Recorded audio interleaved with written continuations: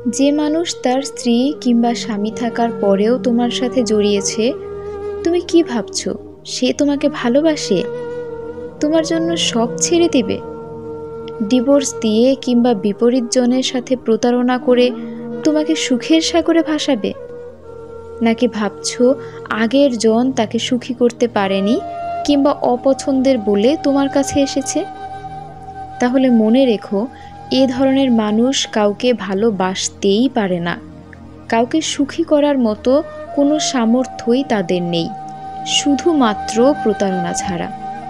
যে নারী কিংবা পুরুষ তার সংসার নষ্ট করতে পারে, এক পৃথিবী সমান স্বপ্ন দেখিয়ে যার সাথে দাম্পত্য জীবন শুরু করে তাকে ঠকাতে পারে, যার সাথে দিনের পর দিন ঘনিষ্ঠ হওয়ার পরেও তার প্রতি ভালোবাসা অনুভব করতে পারে না কিংবা তার হয়ে থেকে যেতে পারে না, সে মানুষ তোমাকেও ভালোবাসে না।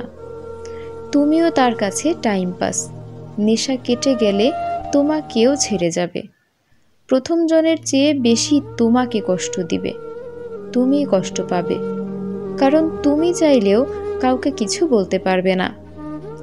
এক সময় এই ভালোবাসা তোমার নিজের কাছে নিজেই পাপ বলে মনে হবে, আর এটার প্রায়শ্চিত্ত ছাড়া মুক্তি নাই তোমার। So be careful. পৃথিবীতে সবচেয়ে সুন্দর জিনিস হলো সংসার। যে এটাকে সুন্দর রাখতে পারেনি, সে এখানে লয়াল থাকতে পারেনি, সে কোথাও ভালো থাকবে না, কাউকে ভালো রাখবে না। এটাই সত্য, এর বাইরে কিছুই নেই।